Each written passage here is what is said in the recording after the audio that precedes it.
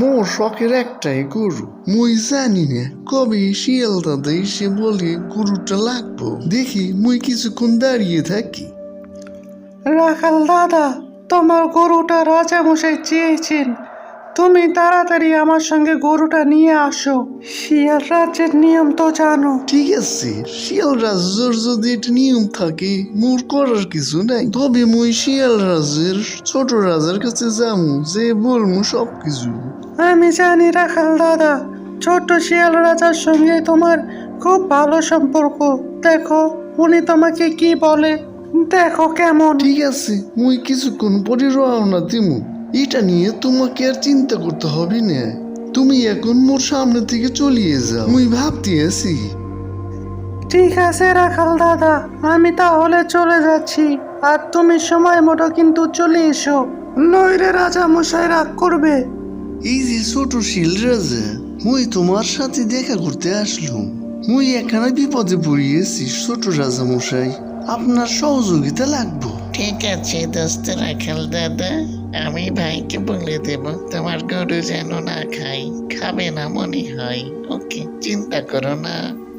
বড় শিয়াল রাজা মশাই ঘোষণা দিয়েছে মোর গরু খাবে। মোর অনেক অভাব অনেক সংসার, মোর গরুটাই শেষ সম্বল। মোর গরুটা রক্ষা করার ছোট রাজা মশাই। তুমি আমার ভাইয়ের সামনে যে কোনো কথা বলবে না, চুপ করে থাকবে, দেখবে সব ঠিক হয়ে গেছে। আমি ম্যানেজ করে নেব। ওকে রাখাল, তুই তোর গরু নিয়ে পড়ে আছিস, আর এই রাজ্যের কি প্রবলেম হয়েছে জানিস তুই? সেটা জানিস? আমি খুব দুশ্চিন্তায় রয়েছি রে। এমন সময় একটা পরী উদয় হয় এবং পরী বলে, তোমরা কি জানো তালতলায় কঙ্কাল দাদু একটা হাতে হারকেন নিয়ে ঘুরে বেড়াচ্ছে।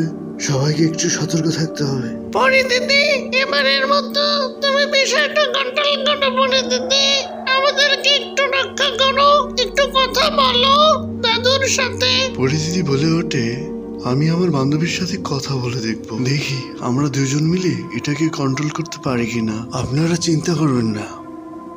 পরীর বান্ধবী বলে, তালতলার কঙ্কাল দাদুর সাথে তোর একলা কথা বলা উচিত। আমি যতদূর জানি কঙ্কাল দাদু অনেক ভালো, সে কারো ক্ষতি করে না। এরপর লাল পরীটি বলে, ঠিক আছে, আমি কঙ্কাল দাদুর সাথে একা কথা বলি, দেখি একটা সমাধানে আসতে হবে। ঠিক আছে, এখন তাহলে তুই যা। কঙ্কাল দাদু, এই রাজ্যে তুমি নতুন এসেছো, দয়া করে এই শিয়ালের রাজ্যটি তুমি কোনো ক্ষতি করো না। কঙ্কাল দাদু, রাজ্যটি অনেক সুন্দর, একটু দয়া করো। আমি বুড়া মানুষ, আমি আর এ রাজ্যের কি ক্ষতি করব? আমি শুধু দেখতে এসেছি, আমাকে নিয়ে চিন্তা করতে হবে না। পরীরটি বলে ওঠে, ঠিক আছে কঙ্কাল দাদু, তোমাকে অসংখ্য ধন্যবাদ। তোমার আগমনের মহৎ উদ্দেশ্য সাধন হোক। কঙ্কাল দাদু